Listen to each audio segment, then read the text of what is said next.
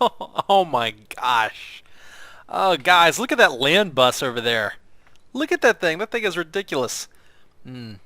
That right there is the TOG 2. It's a premium tank, and its nickname is the land bus because, God, look at it. It's so fat. Anyway, Move out. hi guys. Vechs here. And welcome back to some more World of Tanks. Had to just adjust the volume down a little bit there. So, this match is special, and with World of Tanks, I think I'm only going to upload special matches that have something unique about them.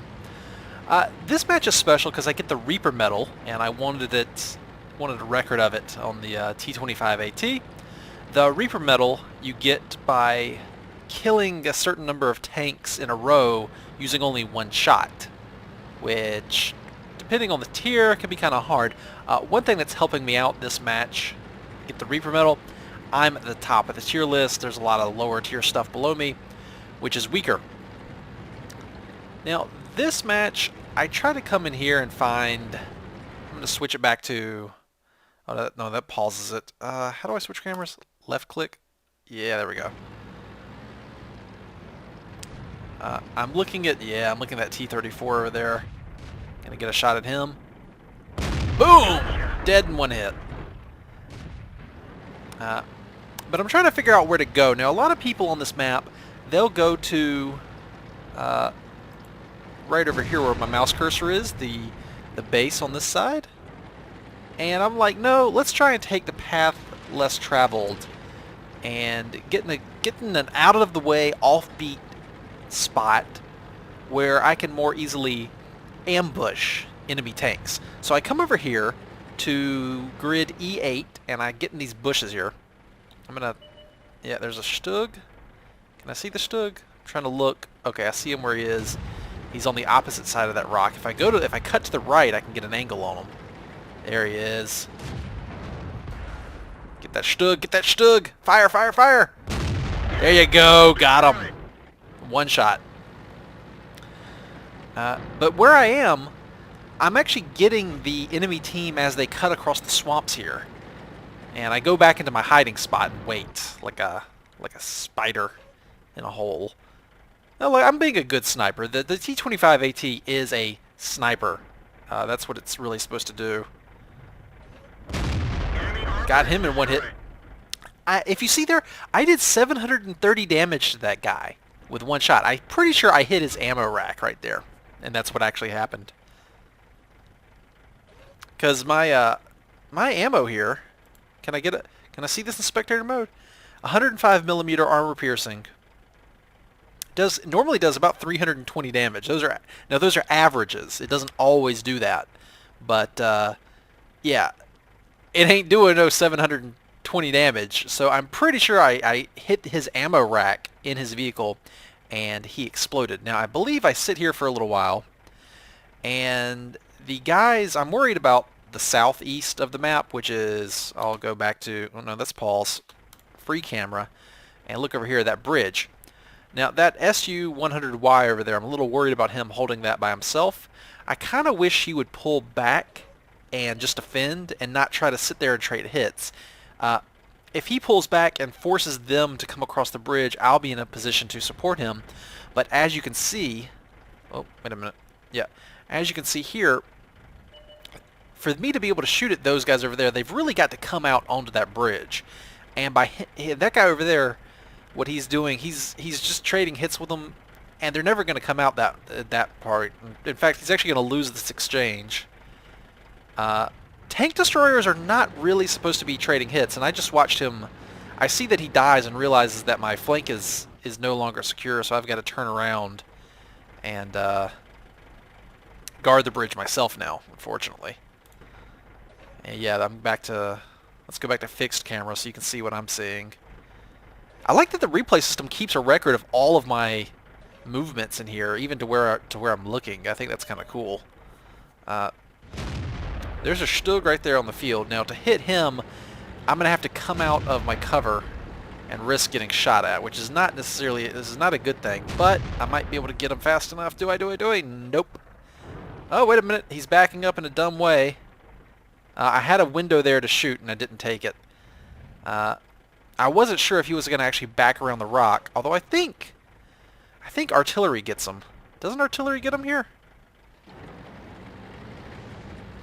Oop, that was close. That was definitely an artillery strike. Let me go to free camera. I want to keep an eye on him. Let's see, that's just Stug. Oh, something hit him. Yeah, something got him from over there. I'm not sure what it was, though. Can I go back by 20 seconds? Whoa. Okay, I can go back 20 seconds to the replay. That just takes a loading screen. Okay, fixed. No. No, I want the free camera. But the free camera is apparently stuck. And he just died. What kind of free camera is this? I'm stuck in my own vehicle now. I'm stuck in some sort of weird view. Okay, whatever. We're just going to have to be on my fixed camera, I suppose. Alright, so I think nothing really happens too much here. There's a Cromwell over there. I want to say he died. No, wait a minute. So I decide that we need to go close with the enemy team. And I'm telling my team to attack there using the pre-made chats. And on the west side of the map, 2 of my allied tank destroyers are coming down, pushing south toward the base. And the enemy team has a bunch of tank destroyers left, and I see that I pretty much outgunned them all, I think. Like, at this point, because I'm at full HP, I feel confident that I could win a one-on-one exchange with any of these vehicles that are left in the match. It helps to try to know the statistics and the abilities of vehicles just by looking at them, so you can judge would I win this exchange or not, yes or no. And it also helps to make note of the health totals that I see them at. So I see that guy's at 27% over there, so he's probably going to get one-shotted. Now what I'm doing is I'm stopping. I'm going to pause the replay here. The reason I stop is you'll notice, well, let me go. Okay, I think I stop again, right?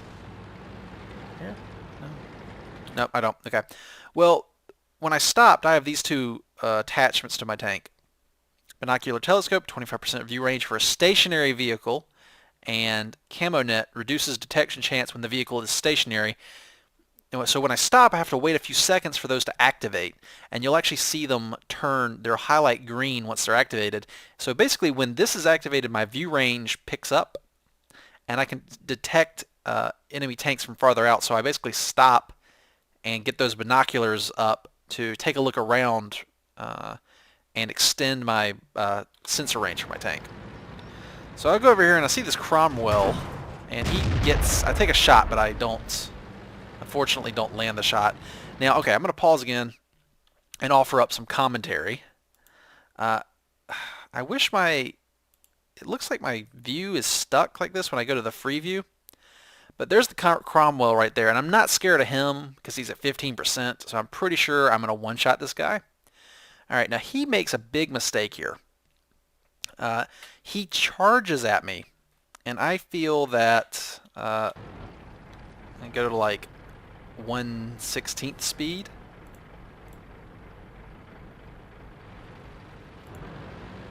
Yeah, this is 1/16th speed. So my shell's reloading right there. Now, this Cromwell to the east of our position, which is, let me look over here on the map. Do you see all this over here? I'm going to turn to my left and look to the left. There's a bunch of buildings out here, and I believe this is where this guy came from. Now, we'll see that the tank destroyers on his team are both to my right, which is to the west. You can see down here on the mini-map, they're right here, the H5 coordinate right here, where my cursor is. And because they're on his team, he would know where they are. Now, it would have been smarter for him to not rush me like this.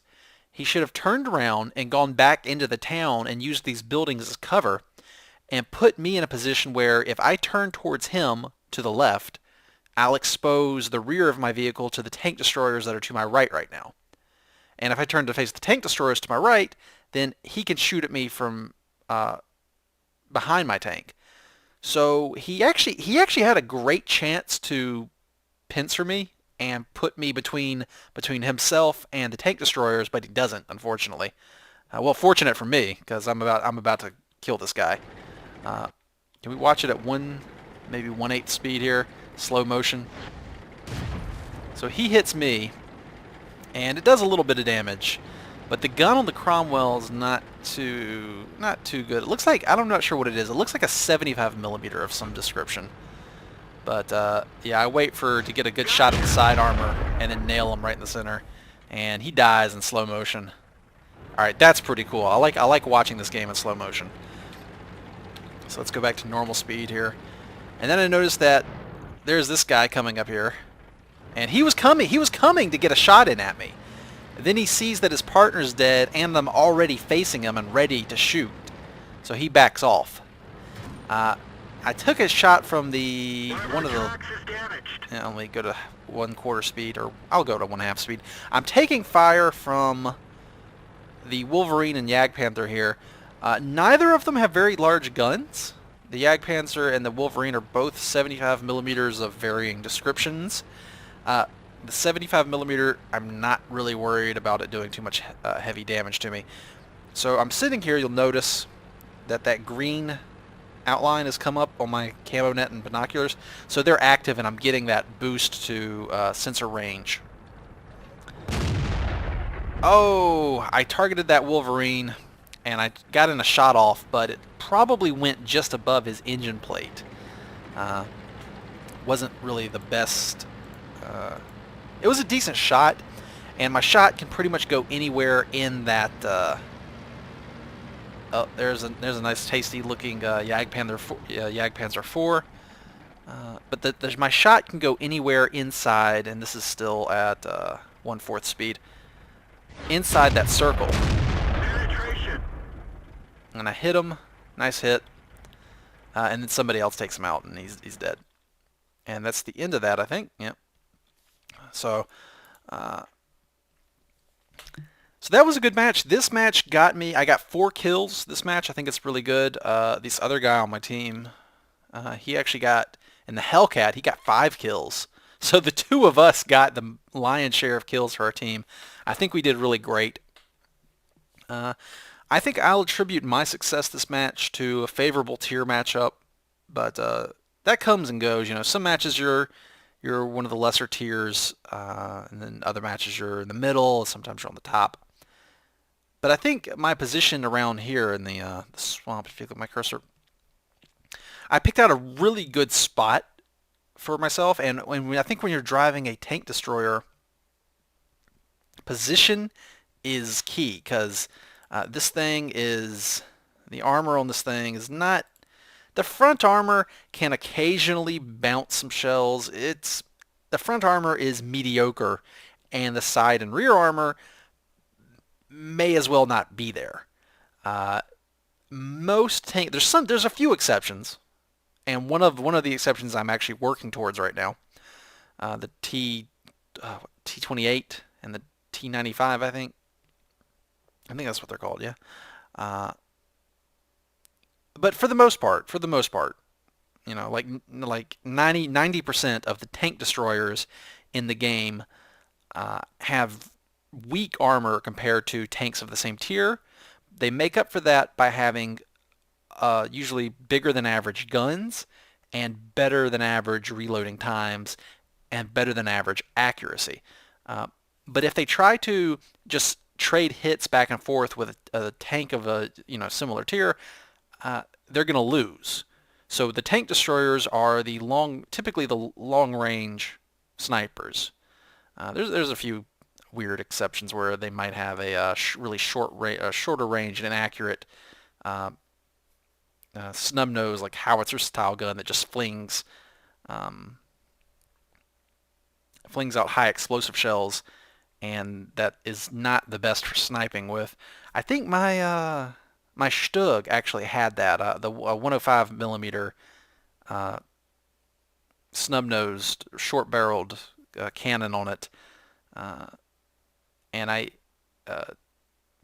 typically with those guys, you want to go fast and you want to hang behind your tanks, and you want to just kind of be a support gun platform.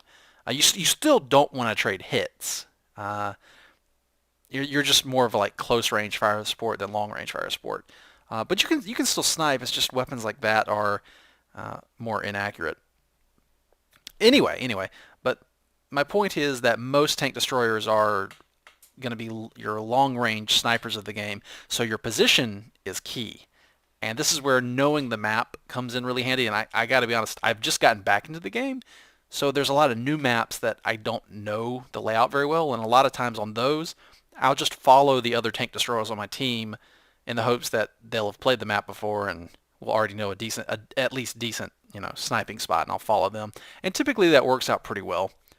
Uh, if you're new to the game, if you're brand new to the game, it's usually a good idea to follow your counterparts on your team. If you're a tank destroyer, then and you're new, you're probably going to want to follow the other tank destroyers. If you're a medium tank, you want to follow the other medium tanks. If you're a heavy tank, you want to follow the other heavies, and so on.